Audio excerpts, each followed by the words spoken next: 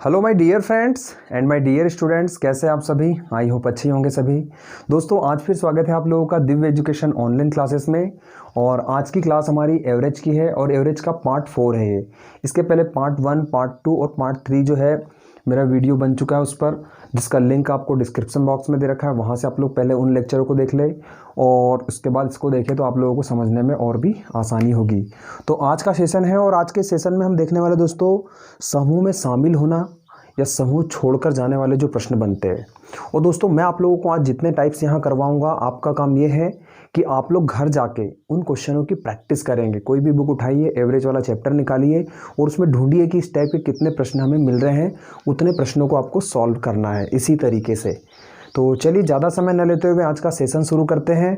तो पेन और नोटबुक लेकर आप तैयार हो जाइए, क्योंकि दोस्तों देखिए जब भी आप वीडियो देखें, मेरा देखें या किसी और का देखें, तो आप नोटबुक और पेन अपने हाथ में रखें, क्योंकि जो चीज़ इंपॉर्टेंट होती है उसको हमको नोट करना पड़ेगा। और नोट करने के लिए आप वीडियो को पॉज कर सकते हैं। पॉज करने के बाद आप लोग आसानी से नोट कर सकते हैं, फिर आगे बढ़ा प्ले कर दीजिए। तो चलिए आज का सेशन शुरू करते हैं। देखिए दोस्तों, जैसा कि आप लोग स्क्रीन पर देख पा रहे हैं, फर्स्ट क्वेश्चन, पहला क्वेश्चन कह रहा है 36 छात्रों के समूह की औसत आयु 14 वर्ष है।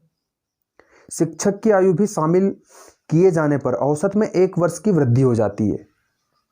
शिक्षक की आयु कितनी है? दोस्तों क्वेश्चन बड़ा ही सिंपल है। तरीका क्या रहेगा? तो दोस्तों देखिए, सबसे पहले योग बराबर यहाँ पर लिख रखा है मैंने, योग बराबर औसत इंटू आंकड़ों की संख्या। मतलब आंकड़ों की संख्या और औसत का गुना कर दिया जाए तो आपको योग मिल जाएगा। तो इसी कॉन्सेप्ट से हम बनाएंगे। तो 36 छात्र हैं और इनकी औसत आयु 14 वर्ष है। तो 36 छात्रों की टोटल आयु हो जाएगी 36 गुना 14। अब ये बोल रहा है क्वेश्चन कि शिक्षक की आयु भी शामिल किए जाने पर। अब देखिए तो 36 तो थे पहले, शिक्षक को शामिल कर लेंगे तो कितना हो जाएगा? 37 हो जाएंगे। और औसत में 1 वर्ष की वृद्धि हो जाएगी। तो 14 था औसत, तो औसत हो जाएगा 15। इस तरह से हो जाएगा। इसका गुना कर लेंगे हम तो 14 छंग 84 हो जाएगा ये, और 14 तिया 42, 42 और 8 हो जाएगा 50, 504। इसका भी हम गुना कर लेते हैं तो ये हो जाएगा 15 7 105 और 15 तिया 45 और 10 55। तो हमने योग निकाल लिया। ये 36 छात्रों का योग है और जब शिक्षक को शामिल किया तब योग कितना आया हमारा? 555। दोस्तों 555 में से आप 504 को घटा दीजिए, ये जो 36 छात्र हैं उनकी आयु, तो आपके पास जो आयु बचेगी वो बचेगी सिर्फ शिक्षक की। तो शिक्षक की आयु हो जाएगी 555 माइनस 504। तो यहाँ से इसको अगर घटा दें हम, यहाँ बचेगा 1, 5 का 5 हो जाएगा और 5 में से जाएगा कुछ नहीं। तो यहाँ पर आप कह सकते हैं शिक्षक जो है वो कितने साल का है? 51 वर्ष का होगा। ठीक है। तो इसी तरीके से सारे क्वेश्चनों को आज बनाना है और 3 से 4 क्वेश्चन मैंने और भी यहाँ ले रखे हैं। तो चलिए सेकेंड क्वेश्चन की ओर चलते हैं। अगला क्वेश्चन बोल रहा है गणित में। दोस्तों आप लोगों को मेरे साथ क्वेश्चन पढ़ना है, आप लोगों को भी क्वेश्चन ध्यान देना है। क्वेश्चन आपको नीचे दिख रहा होगा। देखिए दोस्तों, गणित में 28 छात्रों द्वारा प्राप्त अंकों का औसत 50 था। 8 छात्र विद्यालय छोड़कर चले गए। इससे शेष छात्रों के औसत प्राप्तांक में 5 की वृद्धि हो गई। विद्यालय छोड़कर जाने वाले छात्रों द्वारा प्राप्तांकों का औसत कितना है? तो देखिए दोस्तों, इसको भी हम इसी तरीके से बना लेंगे। सिंपल सा, सबसे पहले हम निकाल लेंगे 28 छात्रों का कुल प्राप्तांक। तो 28 गुना 50। उसके बाद बोल रहा है, इसका गुना कर लेते हैं हम, तो ये हो जाएगा 5 8 40 और 5 दूनी 10 और 4 14, 1400 हो जाएगा। अब ये बोल रहे हैं 8 छात्र विद्यालय छोड़कर चले गए। दोस्तों 28 थे, 28 में से अगर 8 चले गए तो बचे कितने? 20। तो यहाँ से हम निकाल लेंगे टोटल 20 लोगों का जो है प्राप्तांक। 5 की वृद्धि हो गई औसत में। पहले औसत 50 था, अब कितना हो जाएगा? 5 की वृद्धि होने के बाद 55, तो ये आ जाएगा 1100। इस तरह से हमने निकाल लिया। ये 28 छात्रों का प्राप्तांक है टोटल, और जब 8 चले गए तब प्राप्तांक क्या बचा? 1100। तो हम सीधा सा 1400 में से 1100 घटा देंगे तो हमारे पास आ जाएगा 300। मतलब ये 300 क्या है दोस्तों? ये 300 है जो 8 लोग छोड़कर गए हैं उनके प्राप्तांक होंगे। अब इनका औसत निकालना है तो 8 से गुना कर भाग दे देंगे हम। तो 8 तिया 24। तो दोस्तों ऑप्शन देख लीजिए। पहला जो ऑप्शन है, मतलब पहला एक ऑप्शन ऐसा है बी वाला, जिसमें पहला अंक जो है 3 है, तो हम सिंपल सा ये लगा सकते हैं 37.5। तो ये हो जाएगा आपका आंसर।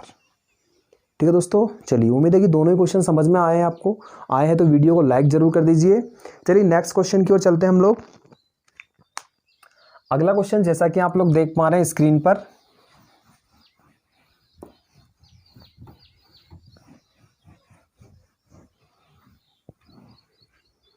अगला क्वेश्चन है किसी कक्षा में 13 छात्रों का औसत वजन 40 किलोग्राम है। दोस्तों टोटल 13 का निकाल लें हम, टोटल 13 चौक 52, ये कुल 13 छात्रों का कुल भार हो गया। 2 नए छात्रों के आने से उनके औसत वजन में 4 किलोग्राम की वृद्धि हो जाती है। दोस्तों 13 थे, 2 नए और आ गए तो 15 हो जाएंगे, और औसत में 4 की वृद्धि हो जाएगी, मतलब औसत 40 था तो 44 हो जाएगा। तो ये 15 लोगों का निकाल लेंगे हम, 15 छात्रों का, 15 चौक 60 और 60 और 6 66, इस तरह से हो गया। अब 2 नए छात्रों का वजन, औसत वजन कितने किलोग्राम है, तो ये जो दोस्तों 15 का है, ये 13 का है, तो 660 में से हम 520 घटा देंगे तो हमारे पास 2 छात्रों का आ जाएगा भार, कितना हो जाएगा 0, 4 और यहाँ बचेगा 1। मतलब आप ये कह सकते हैं 140 किलोग्राम। 2 छात्र जो आए हैं उनका वजन कितना है 140, लेकिन हमको उनका औसत बताना है। दोस्तों ऑप्शन नंबर पहला वही है 140, तो आपको गलती नहीं करना है, उसको लगाना नहीं है, आपको इसका औसत निकालना है। तो क्वेश्चन क्या पूछ रहा है वो ध्यान देना है। कई बार इसी गड़बड़ी में हम कई क्वेश्चन गलत कर बैठते हैं एग्जाम में।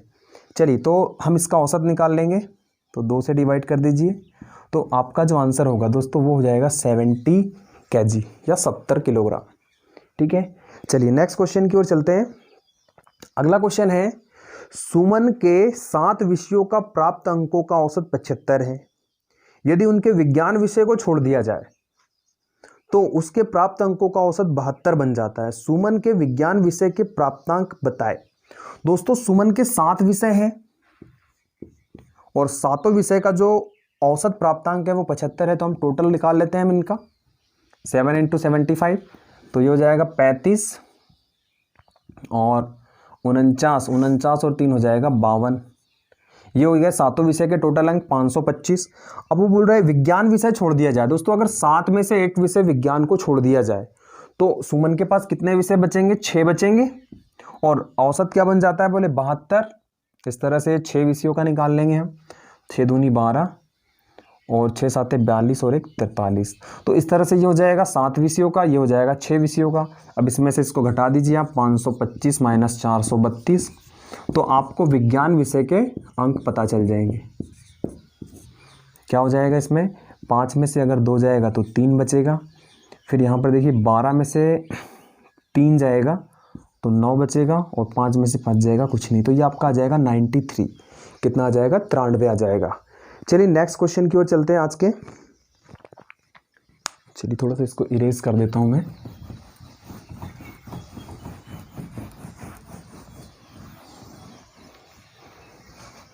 चलिए अगला क्वेश्चन जैसा कि आप लोग देख पा रहे हैं, एक कक्षा के 40 विद्यार्थियों की औसत आयु 15 वर्ष है। तो दोस्तों सिंपल सा हम निकाल लें 40 विद्यार्थियों की टोटल आयु, तो ये हो जाएगा 600। अब 10 नए विद्यार्थियों के प्रवेश करने के उपरांत औसत आयु में 0.2 वर्ष की वृद्धि हो जाती है। नए विद्यार्थियों की औसत आयु कितनी है, दोस्तों देखिए 10 नए आ गए तो 40 थे पहले से, 10 अगर नए आ गए तो ये 50 हो जाएंगे, और औसत में क्या हो जाएगा 0.2 की वृद्धि, मतलब औसत पहले क्या था 15 था, तो अब हो जाएगा 15.2 हो जाएगा। अब यहां से हम इनका गुना कर दीजिए, तो 5 दूनी 10 हो जाएगा, 5 25, 25 और 1 26, फिर 5 एकम 5 और 2 7, यहां से ये हो जाएगा, कहीं मिस्टेक किया है, 5 दूनी 10, हाथ क्या है 1, 5 25 और 1 26 का 6, हाथ क्या है 2, 5 एकम 5, 5 और 2 7, यहाँ से ये हो जाएगा आपका। उसके बाद में एक 0 और लगा दीजिए और पॉइंट लगा देंगे, तो ये हमारे पास आएगा 760। कितना हो जाएगा 760। अब दोस्तों देखिए यहाँ से 600 और ये 760 में से अगर 600 घटा दे तो कितना बचेगा 160। मतलब दोस्तों आप ये कह सकते हैं जो नए विद्यार्थी आए हैं उनका कितना है 160। अब इसको 10 से मतलब भाग दे दीजिए तो और औसत बन जाएगा ये। तो ये आयु जो हो जाएगी इनकी औसत आयु कितनी हो जाएगी 16 वर्ष हो जाएगी। तो हमारा आंसर हो जाएगा दोस्तों क्या 16 वर्ष। क्लियर है। चलिए नेक्स्ट क्वेश्चन की ओर चलते हैं और आज का लास्ट क्वेश्चन है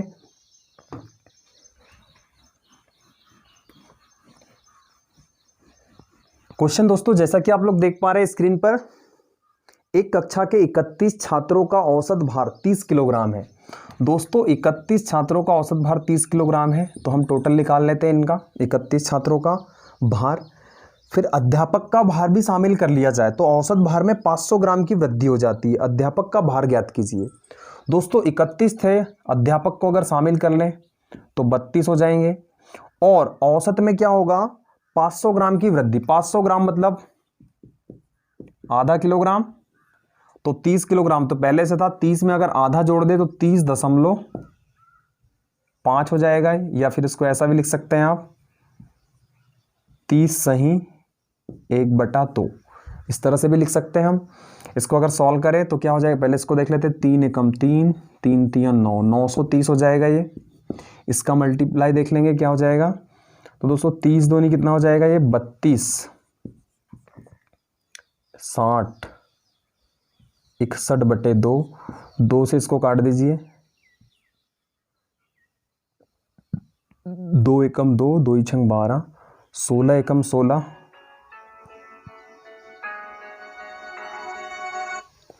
16 एकम 16 के 6 हो जाएंगे, 16 छंग 96, 96 और 1 हो जाएगा दोस्तों 97।